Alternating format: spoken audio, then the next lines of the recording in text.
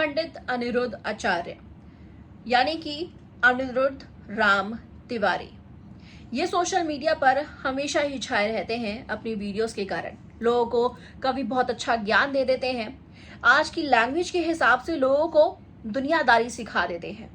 लेकिन खुशबू पटानी यानी कि द सिस्टर ऑफ दिशा पटानी, जो कि खुशबू खुद इंडियन आर्मी से बिलोंग करती है, वो सोशल मीडिया पर बदनाम होती हुई अब इन पंडित जी की वजह से नजर आ रही है।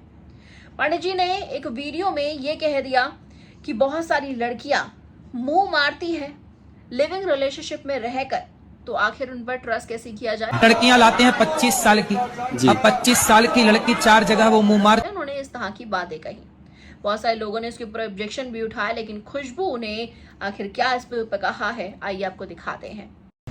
कहता है कि 25 साल मतलब 25 साल से जो लड़कियां हैं, 25 साल के ऊपर वाली लड़कियां हैं, सारी नहीं, कुछ जो लिव इन में रहती हैं वो मुंह मार के आती हैं। 4-5 लड़कों का मुंह मार के आती हैं।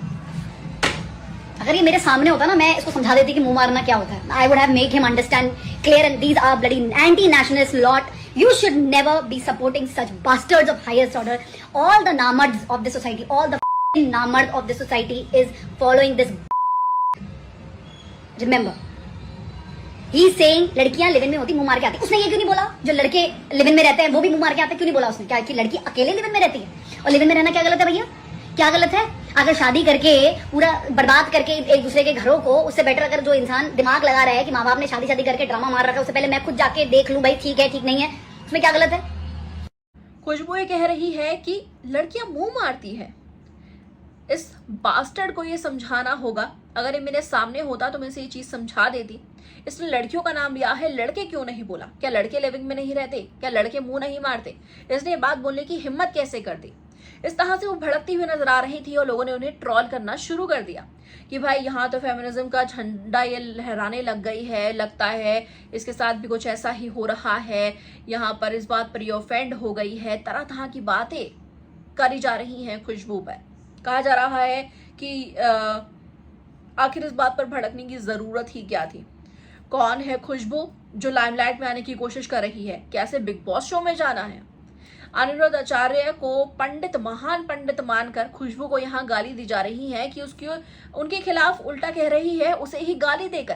क्या एक्स आर्मी अफसर ऐसे होते हैं? क्या वो गाली देते हैं? ये सोशल मीडिया पर आकर क्या हरकतें कर रही हैं?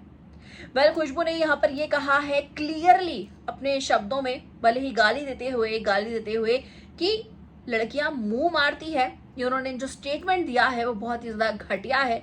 अगर बोलना था तो लड़के भी बोल सकते थे कि दोनों ही आज के वक्त में इतने रिलेशनशिप रखते हैं, जगह जगह जाकर मुंह मारते हैं। तो अगर वो दोनों का नाम लेते तो शायद ये स्टेटमेंट अनिरुद्ध आचार्य की गलत होती ही नहीं। लेकिन उन्होंने सिर्फ लड़कियां कहा। क्यों कहा?